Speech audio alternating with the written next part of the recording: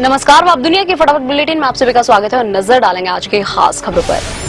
केरल के मुख्यमंत्री पी विजयन ने कहा, वायनाड लैंडस्लाइड हादसे में 90 से ज्यादा लोगों की मौत हुई। अब तक 2 लोगों को मलबे से जीवित निकाला गया है। बड़ी संख्या में लोग जख्मी हुए हैं। लगभग 250 लोगों को सुरक्षित स्थानों पर पहुंचाया गया है। यूपी विधानसभा के मानसून सत्र के दूसरे दिन उत्तर प्रदेश विधि विरुद्ध धर्म संपरिवर्तन प्रतिषेध अधिनियम 2024 पारित। लव जिहाद और सख्ती, दोषी को आखिरी सांस तक सलाखों के पीछे रखने का प्रावधान।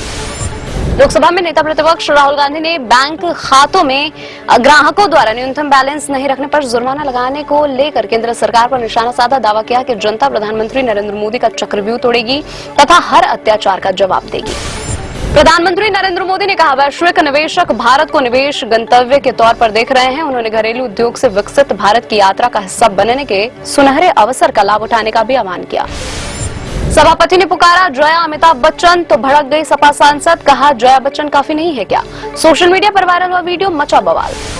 समाजवादी पार्टी के अध्यक्ष अखिलेश यादव का भाजपा के अंदरूनी खींचतान तथा प्रधानमंत्री नरेंद्र मोदी पर तंज। जिसने यूपी में हराया उसे हटा नहीं पा रहे हैं। कहा, मोदी सरकार चलने वाली नहीं बल्कि गिरने वाली सरकार है। दिल्ली के मुख्यमंत्री अरविंद केजरीवाल की पत्नी सुनीता ने कहा, भगवान का शुक्र है कि मेरे पति के साथ कोई अनहोनी नहीं हुई। उनकी जान खतरे में है। भाजपा की राजनीति नफरत और दिल्ली के लोगों का काम रोकने की है। दिल्ली के मुख्यमंत्री अरविंद केजरीवाल की बिगड़ती सेहत के बीच उनकी रिहाई की मांग को लेकर इंडिया गठबंधन के नेता जंतर मंतर पर एकत्र हुए। विपक्ष की आवाज को दबाने के लिए भाजपा ने केंद्र सरकार पर निशाना साधा। रैली के दौरान भारत माता की जय और तानाशाही खत्म करो के नारे भी लगाए। लोकसभा में आम बजट पर चर्चा के दौरान राहुल गांधी के चक्रव्यूह संबंधी बयान की राज्यसभा में गूंज। सभापति जगदीप धनखड़ ने अर्थव्यवस्था विशेषकर आधारभूत ढांचे में हुई प्रगति की सराहना कर रहे रंकापा नेता प्रफुल्ल पटेल से चुटकी लेते हुए कहा, आपका कहने का मतलब है कि हम किसी चक्रव्यूह में नहीं फंसे हैं। नेता प्रतिपक्ष राहुल गांधी ने कहा, अनुराग ठाकुर ने मुझे गाली दी। जो भी आदिवासी, दलित और पिछड़े वर्ग के मुद्दे उठाता है उसे गाली दी जाती है। मैं इन गालियों को खुशी खुशी स्वीकार करूंगा। बजट पर चर्चा का जवाब देते हुए वित्त मंत्री निर्मला सीतारमण ने कहा, पूंजीगत व्यय के कारण कोविड के बाद हम उच्च गति से विकास किया है और अब हमारा देश सबसे तेजी से बढ़ती अर्थव्यवस्था है। केजरीवाल की रिहाई के लिए इंडिया गठबंधन की रैली में शामिल होने आए मुख्यमंत्री भगवंत मान ने कहा, सुप्रीम कोर्ट जाएं, कहां जाएं बता दो, कौन सा वकील करें। आंसू पोंछते हुए मान बोले, कसूर तो बता दो, कसूर नहीं बता पा रहे हैं।